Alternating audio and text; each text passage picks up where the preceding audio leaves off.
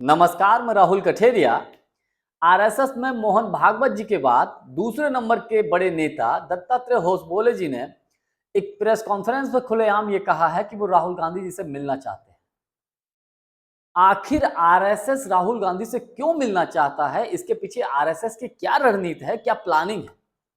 कहीं ऐसा तो नहीं कि आरएसएस को ये समझ में आ गया हो कि राहुल गांधी इस वक्त देश के बड़े नेता बन चुके हैं और अगर भविष्य में कांग्रेस की सरकार बनती है और यदि राहुल गांधी प्रधानमंत्री बनते हैं तो कहीं ऐसा तो नहीं कि आरएसएस के ऊपर कांग्रेस बैन कर दे, आरएसएस पर प्रतिबंध लगा दे। कहीं ये डर है आरएसएस को, या इसके पीछे आरएसएस की दूसरी रणनीति है कि किसी भी प्रकार से यदि राहुल गांधी उसके बुलावे पर उसके यहाँ आ जाते हैं तो राहुल गांधी की छवि खराब हो जाएगी। इसका लाभ भारतीय जनता पार्टी को मिलेगा, आरएसएस को मिलेगा।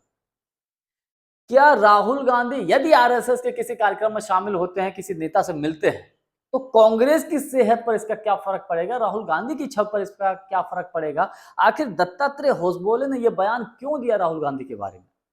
इन्हीं तमाम बातों को मैं समझने की कोशिश करूंगा, लेकिन उससे पहले यदि आपने अभी तक हमारे चैनल को सब्सक्राइब नहीं किया है तो सब्सक्राइब जरूर कर लीजिए और घंटी के बटन को जरूर दबा दीजिए।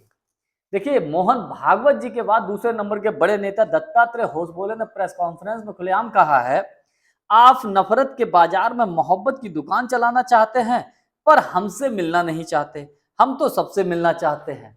ये दत्तात्रेय होसबोले जी ने कहा है। इसके पीछे क्या कारण हो सकता है?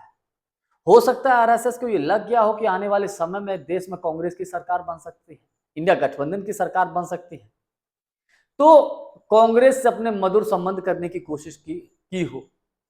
राहुल गांधी से अपने संबंधों को थोड़ा सा जो खटास है उसको मधुर करने की कोशिश की हो। शायद आरएसएस की ये पहल हो।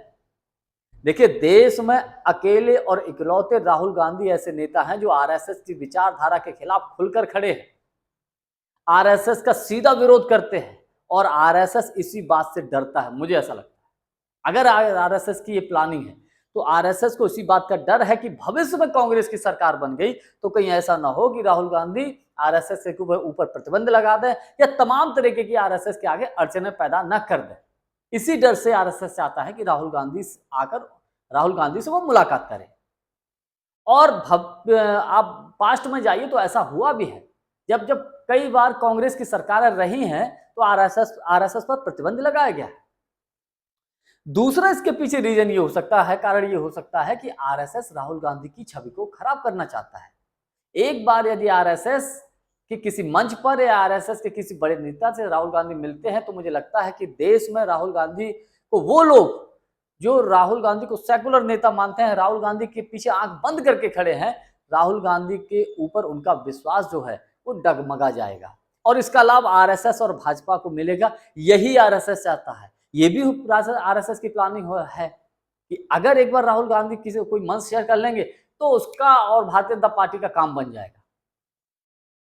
देखिए, अभी हाल ही में आरएसएस ने बटोगे तो कटोगे का समर्थन किया है।